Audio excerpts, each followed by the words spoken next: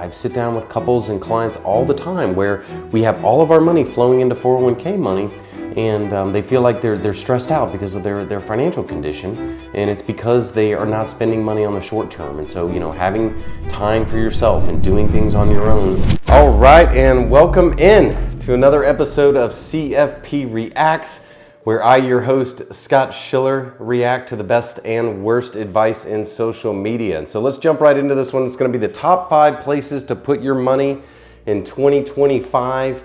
It is a short TikTok video from Steven here, and his handle is Call to Leap. So let's jump right into it. Places I put my money in 2025 once I got my paycheck.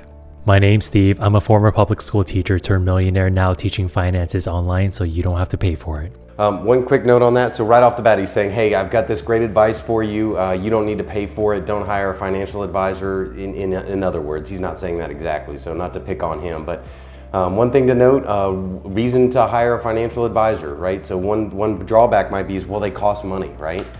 One thing that to note is Vanguard, big company, one of the largest asset managers. They handle a lot of people's money. Vanguard has done a long-term study going back 30 years, and they call it Advisor Alpha. And what the study is it's designed to measure alpha, or how much value. Alpha is just a fancy term for value.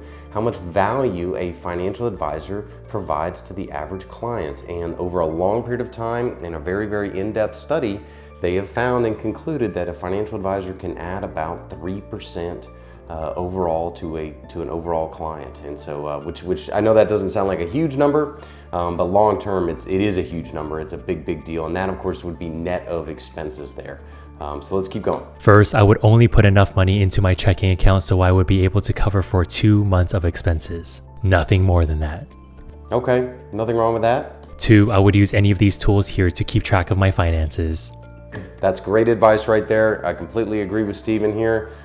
Keeping track of your expenses is a good idea. I'm not trying to come on here and say, hey, don't buy what you want to buy. Don't buy the clothes or the makeup or the shoes and things that you want. Of course, I'm behind you, and I want you to have the things that you want.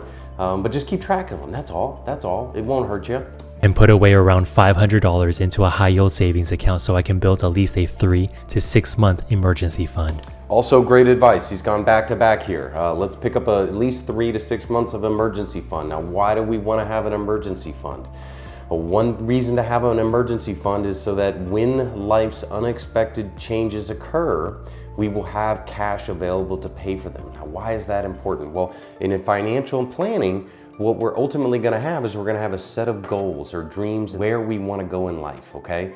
And so the idea is that if we have a disruption, it could force us to have to pull from a long-term investment bucket, which is going to throw off our other goals and objectives. So having an emergency fund there really keeps everything in line. These are the ones that I like, or you can comment savings and I'll send you the best ones for this month.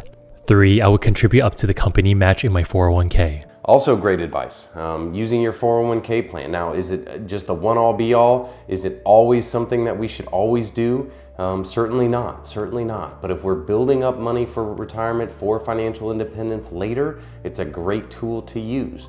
However, let me just caution everyone on a 401k. 401ks are great. Picking up the company match is great. Saving long-term is great. Using pre-tax money to do so is even better. But that may not accomplish all of our goals and objectives. I sit down with couples and clients all the time where we have all of our money flowing into 401k money, and they feel like they're stressed out because of their financial condition, and it's because they are not spending money on the short term. And so, having time for yourself and doing things on your own and spending money on yourself now is okay. There's nothing wrong with that. But we'd like to have a combination so that we're not feeling so stressed out all the time. If my company didn't have a match, I would skip this step. 4, I would open a Roth IRA with any of these brokerages. Okay, Roth IRA, I did another video on Roth versus traditional. Roth IRAs are great. They aren't necessarily right for you. We need to look at a full financial plan for everybody just to see, okay, hey, maybe a traditional IRA is better. And the whole idea is, do we pay taxes now or do we pay taxes later? And too often the Roth IRA becomes oversold on, hey, it's always better to have tax-free income later. That's not true. Most cases, yes. not all cases. Contribute around $500 a month and invest it into a low-cost index fund that tracks the S&P 500 like any of these here. Okay, one note, and this is not bad advice from Steven here. Using the S&P 500 index is great. There's really nothing major wrong with it. However, my big concern is if we buy the S&P 500 today, one thing to note about it is the whole point of it is to track and own the 500 largest companies in the United States, which is not a bad investment plan. The issue today is that the top end of that index is so overweighted, so we call it the Magnificent Seven. So the 7 largest companies, that's gonna be Nvidia, Tesla, Amazon, Google, Microsoft, Apple, and Meta, Facebook. Those 7 companies make up about 30% of the index, okay? So if I buy the S&P 500 index now, 30% of my investment is going into those 7 companies. So what's the problem with that, Scott? Well, the issue with that currently, today, and as the filming of this video, March of 2025, one thing to note about the Magnificent Seven is that there's a measure out there, it's a fundamental measure of how either inexpensive or expensive the stock market is, and it's called price to earnings ratio. And what price to earnings ratio means, real simple terms, is that it's a weighting between and measuring of how big are these companies' earnings versus their current stock price, okay? So why does that matter? Well, the historical average of the S&P 500 over the last 100 years, it hovers between a measure of 10 and 20. Now, currently it's closer to 20 right now, okay? So the price to earnings ratio on the S&P 500 is about 20. The Magnificent Seven, the price to earnings ratio is over 50, okay? 50. And so what we're doing is we buy the S&P 500 index today, 30% of our investment is going into the most expensive piece of the market. Right? So we don't want to just overweight there willy-nilly and blindly. We want to have a diversified mix of different indexes. We can use small caps, mid caps, international stocks, emerging markets. There's other things that we can invest in addition to the S&P 500. 5, I would open a taxable brokerage account and repeat the same steps in step 4. Same problem with step 5.